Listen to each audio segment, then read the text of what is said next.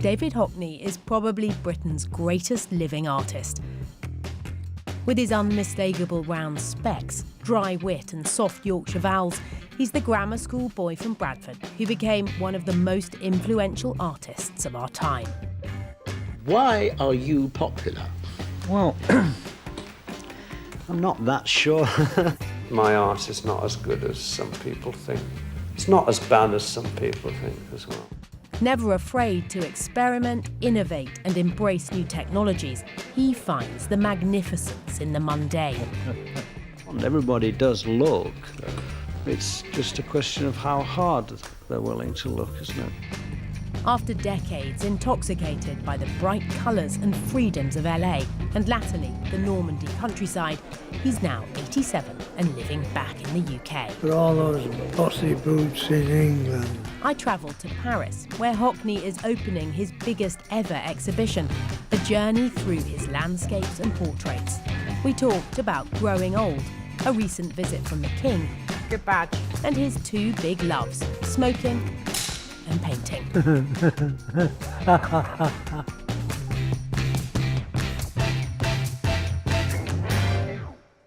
It's your biggest show ever. Do you think it's your best ever? I think it's terrific myself. I am nearly 88 years old, so it should be. I mean, they came to me about 2 years ago and we started planning it, but I just thought, well, I probably wouldn't be here. I was 86 and I'm still a smoker, a happy smoker, fed up of bossy people telling you what to do. You thought you might not make it to here, but 2 years on? Yeah. Because of your health? Yeah, I thought so. I didn't know. But I did. I work every day. And, I mean, I could get 4 to 6 hours a day painting. And what does it feel like to have made it here? How exciting is it? You've got through the health problems, you've made it to Paris. How do you feel?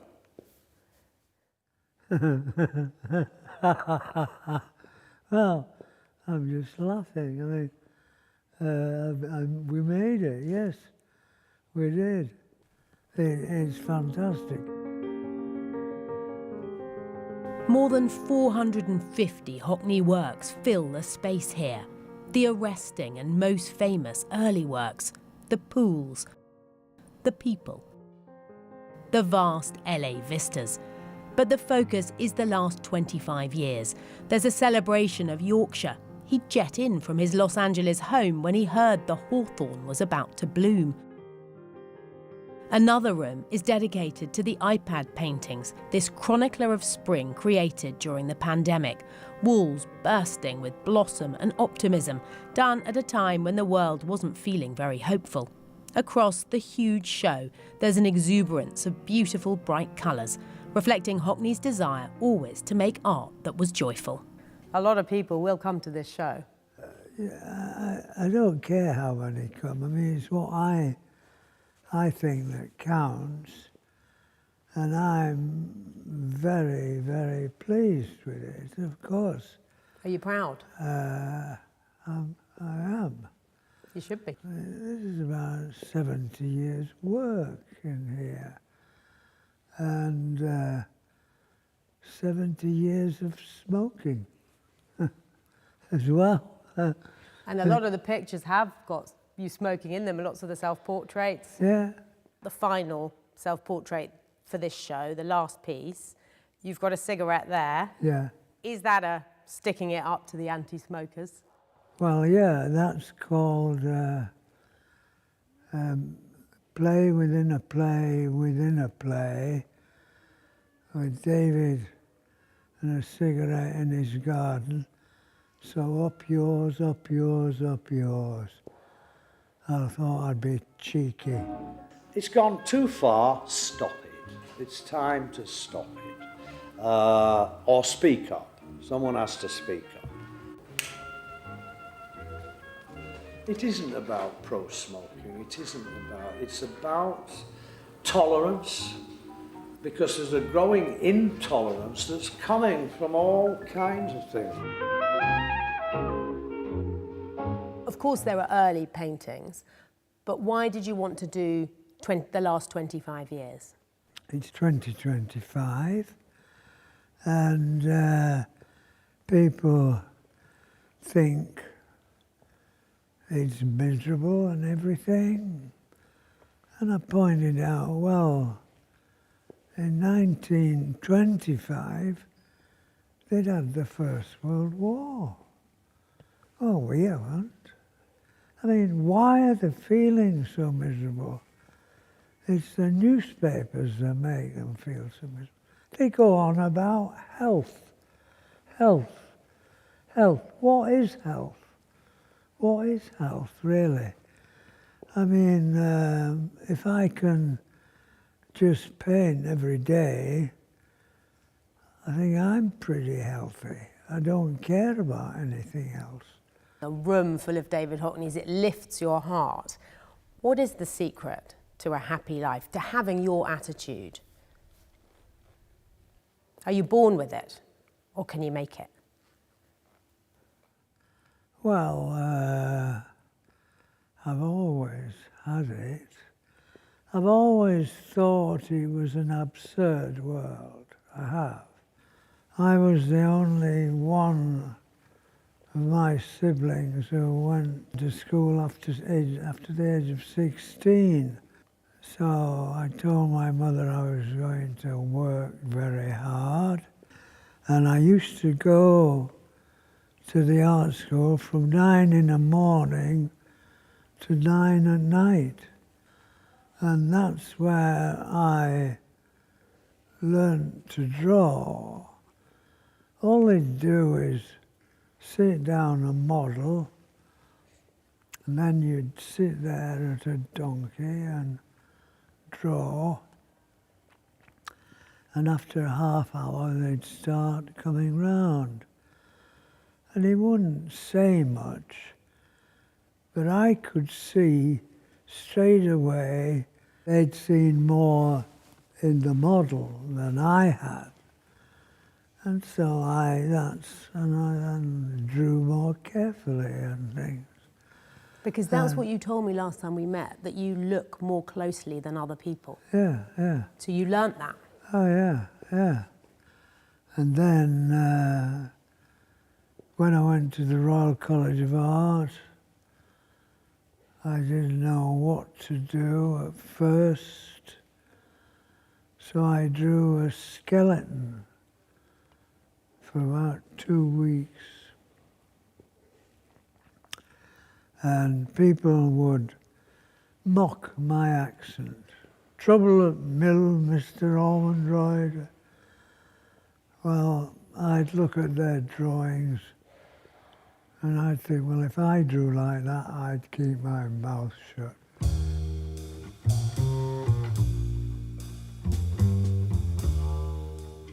Born in Bradford, Hockney was one of 5 children growing up in a small terrace. He describes his upbringing as working class and politically radical. My father was always very political, taking part in peace parades. He loved painting Bradford-born banners. And at Christmas, he'd put tinsel on them. He used to buy and sell old bicycles or prams and paint them up new to look like new. And I used to think you couldn't tell. He could paint the line on a crossbar bicycle with using a special long brush. To watch it done without a ruler was very thrilling. I thought, incredible that you can make a straight line like that just with your eye. I mean, it's like watching Michelangelo draw a circle. He's 11 when he decides he wants to be an artist, and his drawings soon begin to appear in his Bradford Grammar School magazine. But that wasn't enough to please every teacher. One school report said he should realise that enthusiasm for art alone is not enough to make a career. If you wanted to do art, you really had to be in the lower forms. You see, they just didn't think art was something worth anybody's time. And so I had a problem. I immediately thought, well, I'm going to do art here. I'm damned if I'm going to, you know, do what they say and wait for a few years and study something else. So I just made sure I was always in the forms that, lower forms that studied art by not doing much work. It was quite easy. With encouragement from his parents, Hockney goes on to attend art school. His 1955 painting, Portrait of My Father, now on show here in Paris, is the first work he ever sells. That was the first painting I sold at a Yorkshire Artists exhibition. I hadn't even put a price on it. I thought, well, how much should it be? I didn't know.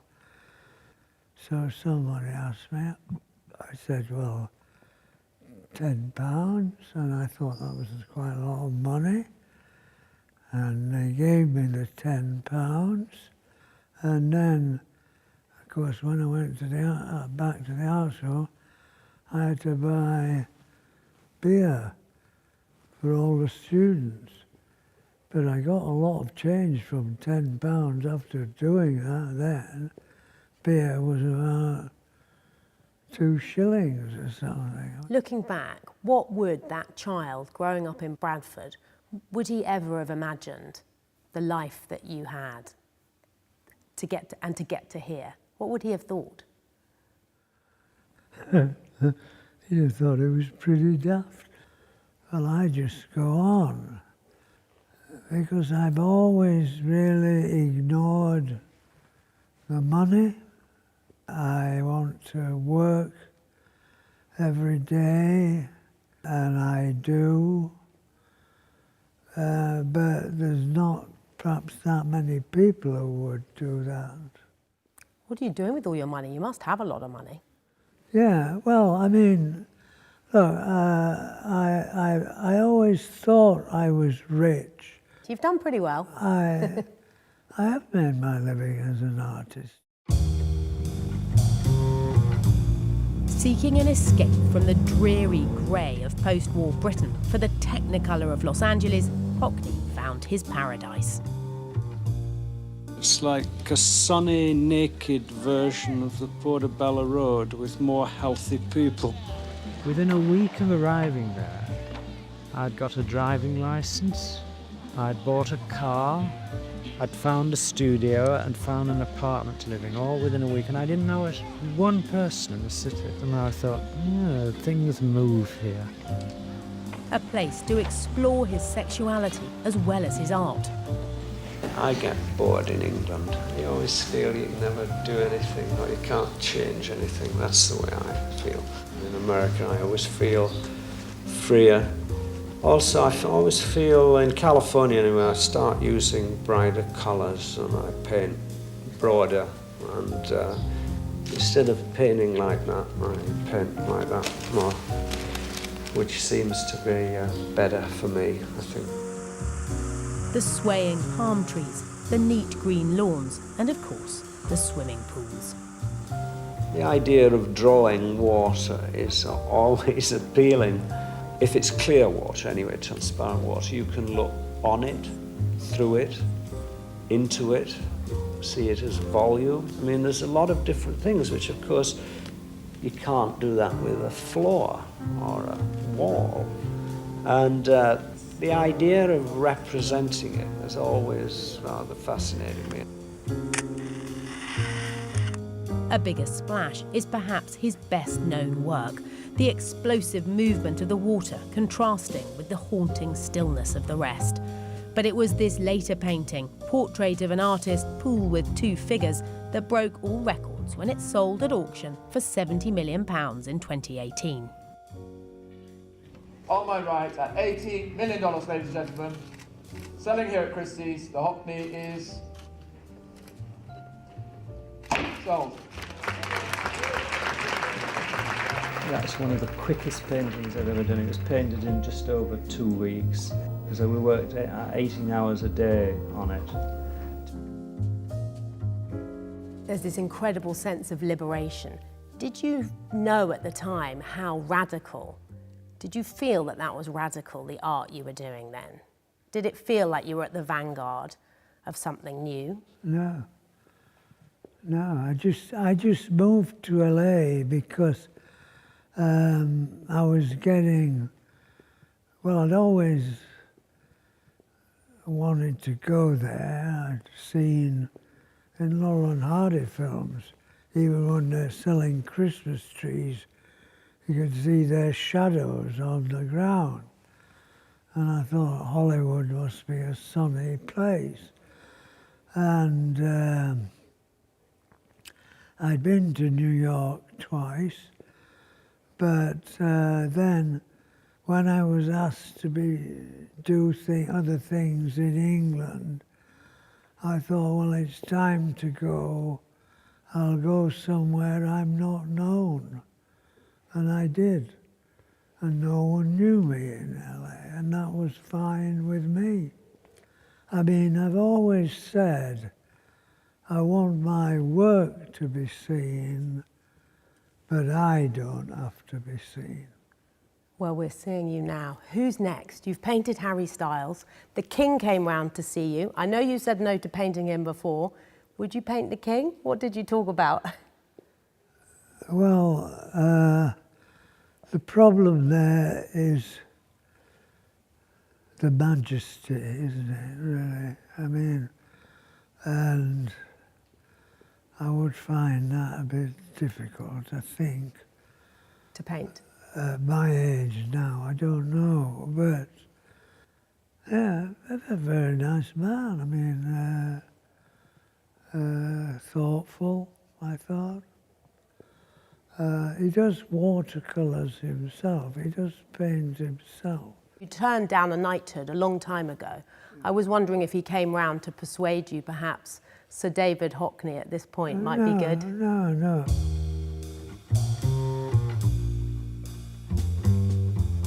The wry smiles, the hints of vulnerability. Hockney captures the essence of his subjects like no other.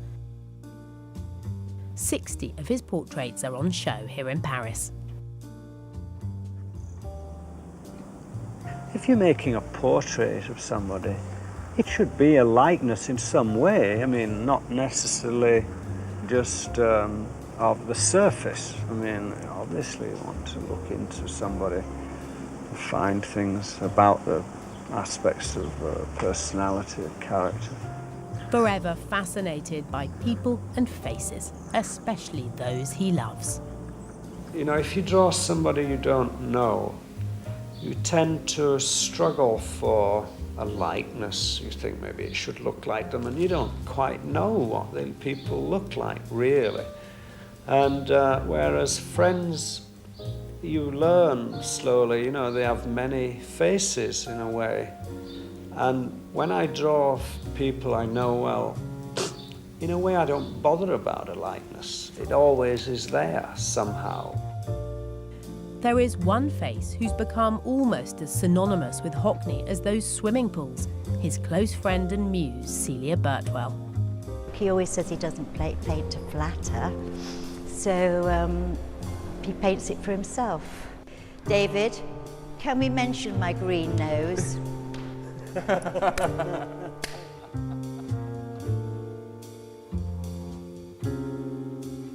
The most recent works were painted this year, of the nurses who have been giving him round-the-clock care in recent months. Also on the walls are 2 portraits of his great-nephew Richard, who sat for Hockney since he was 4 years old. It's a very personal experience. David has got a piercing look. You don't really know where he's looking. It's kind of like he's looking through you. For me, it's a little bit more normal because that's all I've ever known, but you can never be shy of the fact that David is who he is, and you know he's always going to create a masterpiece. And I think the thing with David is he always gets your personality out, and that's why he chooses to paint people that he loves, his family, his friends. And David sees you in the way you are, really, not the way you look in the mirror. But I reckon he sees the truer representation of yourself than you do. What's it been like for you all to arrive en masse, Oh, all the family, incredible. with him? I mean, the night before we were just sat there, we played 5 different variations of April in Paris. As you can see, he's still full of life. He's still got the light in his eyes, and I think the painting keeps him alive, to be honest. So as long as he paints, he's fine. It's full of portraits of your friends, family members. What have you learnt from painting them and from painting yourself? What do you learn about humanity? Well, you learn that not all of it is bad. Some of it is. David, you've said you can't judge a painter until his last work is done. What's the future? What else are you looking forward to painting? And how do you judge your own paintings? Well, now I judge it. I can see what I was always trying to do, really. I mean, it becomes clearer to me, whether it does to others, but it seems to bring a lot of joy to others. And I will say this, I think anybody who has just a little visual sensibility will really enjoy this show. Now that you've made it to Paris and you're again. Yeah, because in Where are you London headed? I've only a quite small studio, not that big, and I have to take paintings out of it sometimes when they fill up. But the walls are now pretty empty. There's one painting on the easel waiting to be finished of my great nephew Richard, and I'll finish it when I get back, and I'll paint somebody else, and I'll just carry on, yeah.